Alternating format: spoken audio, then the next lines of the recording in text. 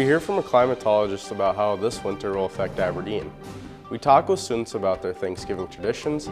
Ms. Schaffhauser is excited to be back this Thanksgiving, and the boys wrestling team is a go. Hi, I'm Preston Brake, and you're watching Eagle Zone. We have the opportunity to talk with a climatologist about how this winter is going to look. Eagle Zone's Marlon Batista shares that story. One big question each winter: how cold would it be? Lara Edwards is a state climatologist. La Nina is what we're seeing coming this winter, or affecting our seasonal climate this winter, and that's typically cooler than average temperatures. But that's an average. It might not be that cold right away. We anticipate that's going to be more in the later winter, around February more or less. The last few winters that we've had La Nina conditions have all started off pretty mild with warm Decembers, and then got cold in February. And in those last 4 or 5 La Nina winters that I've looked at, the cold in February was enough to tip the whole 3-month period of December through February colder than average. But what about the amount of snow? The amount of snow is kind of tough. We do, right now, the long-term outlook for the winter does show more likely, or at least leaning towards wetter than average conditions. And it's hard to put an amount on that. To have more snow, you have to have the precipitation and cold temperatures at the same time. And so it's kind of a difficult answer, but I think overall we do expect more snow this winter, at least than we have seen the last few winters.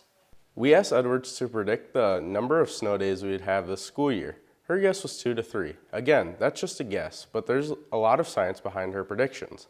With kitchens warming up around the nation, Thanksgiving is right around the corner. Eagle Zone's Hunter Opitz asks about Thanksgiving food traditions and, of course, what they're thankful for. Favorite Thanksgiving food? Mashed potatoes. Ham. Stuffing. Probably mashed potatoes, yeah. I would have to go with mashed potatoes. I think it's kind of plain, but my grandma made some pretty good mashed potatoes. And then pumpkin pie as well. Gotta have the whipped cream on it, though. What are you thankful for this Thanksgiving? Good health and good family. We're all in good terms right now. Health. Good health.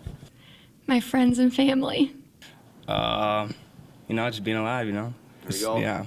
I'm thankful for my family, good health, and yeah. What's your favorite Thanksgiving tradition? Black Friday shopping.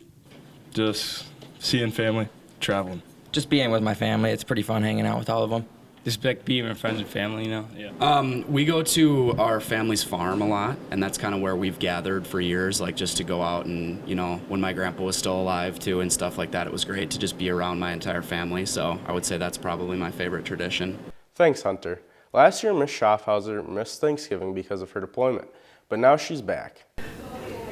If you could describe this Thanksgiving in one word, what would it be and why? One word? One word. Oof. We'll give her a minute to think about it. This Thanksgiving compares to last year's when she was deployed in the Middle East. So last year, I started my day with a 5K. Then I actually was interviewed on national news with my family, so that was pretty cool. I had no idea that they were going to be on it. And they just popped up on the news, and I kept my tears back, but it was difficult. And then I ate my dinner in a tent. So it was a very different experience than what I'll be having this year, so it is a blessing. Blessing? Is that the word she will use? One word. God, do I have to? I'll give you 2. I'll give you 2 words.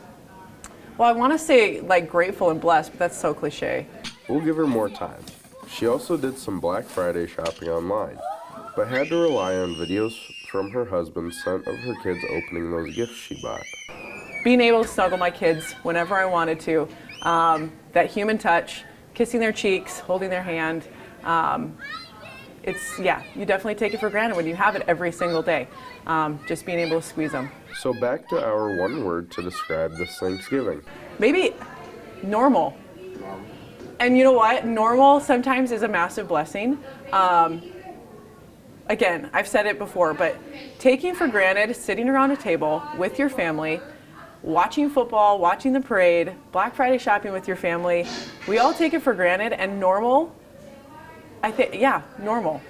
We are all happy to see that Ms. Schaffhauser is back and safe from her deployment. Wrestling season is here. Eagle Zone's Mason Nyes talks to boys wrestlers, Coach Bowden, and captains Ridley Waldo and Graydon Tim. The boys wrestling team is getting ready for a new season, and with it, a new set of goals.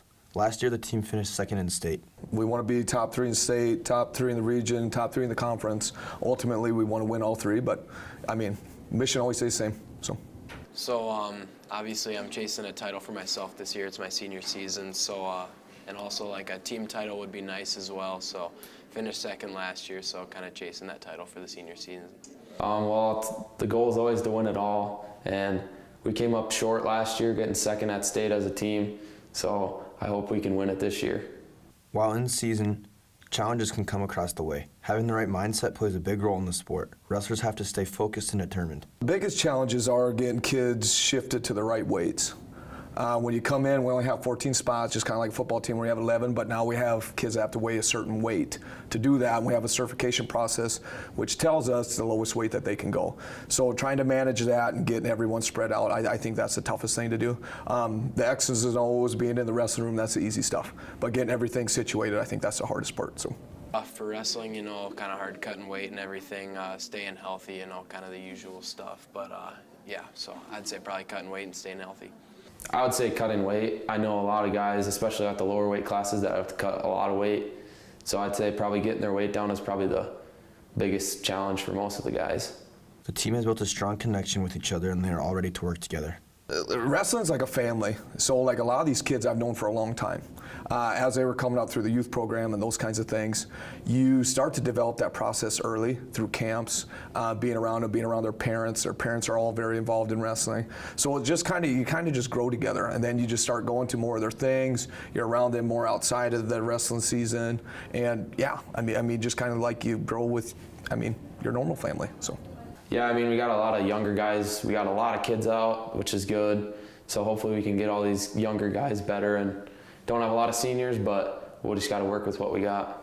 Reporting for Eagle Zone, I'm Mason Nyes. The first meet is in Watertown, December 6th. Find more information on the school webpage.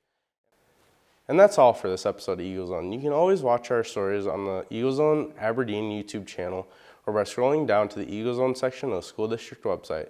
That's aberdeen.k12.sc.us. With Eagle Zone, I'm Preston Brake. See you next time.